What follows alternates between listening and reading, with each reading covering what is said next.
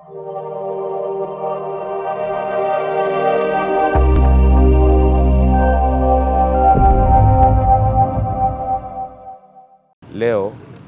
program ya shamra za kusherehekea mapinduzi matukufu ya tarehe 12 Januari mwaka 1964 kutimiza miaka 62 yameanza rasmi.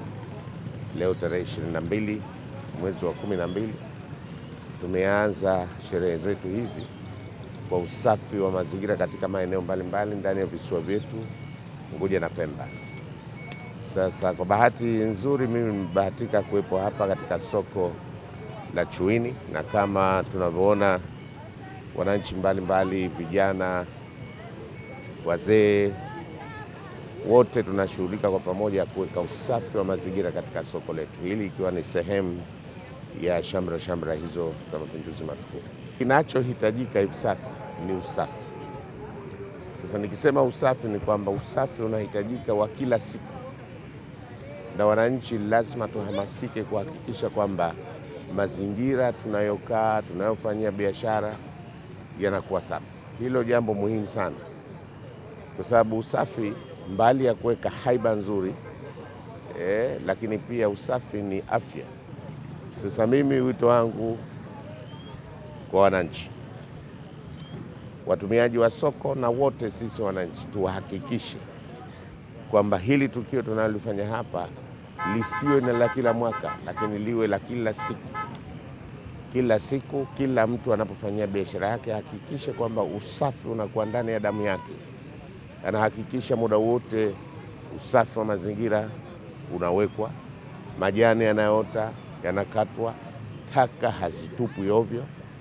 Na niwaombe wenzetu wa mkoa, lakini pia baraza la mji na halmashauri zetu zihakikishe pia zinaweka vifaa vya kutupia taka, hasa katika maeneo ambayo yanakaa watu wengi, na tujenge tabia kwamba hizo taka zitiwe katika eneo hilo au katika vyombo hivyo kwa urahisi wa kuchukuliwa na kupelekwa kunakohusika. Hilo liwe ni tabia yetu.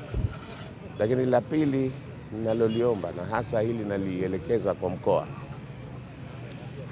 Mkoa unaweza ukafikiria, na si mkoa huu, mikoa yote inaweza ikafikiria kutenga siku maalum ndani ya mwezi, ambayo siku hiyo itatumika ni siku ya kuweka usafi wa mazingira. Biashara zinaweza zikasimamishwa kwa kipindi fulani, watu wakafanya usafi katika maeneo yao, na hiyo itatusaidia kujenga utamaduni wa kuhakikisha kwamba maeneo yetu yanakuwa safi, maeneo yetu yanakuwa salama, mazingira yetu yanakuwa mazuri. Lakini pia hiyo itasaidia sana kuimarisha miundombinu tuliyoijenga. Baraza la Manispaa linawasihi sana wananchi tuanze kujenga utaratibu wa kuyatunza mazingira yetu bila kushurutishwa.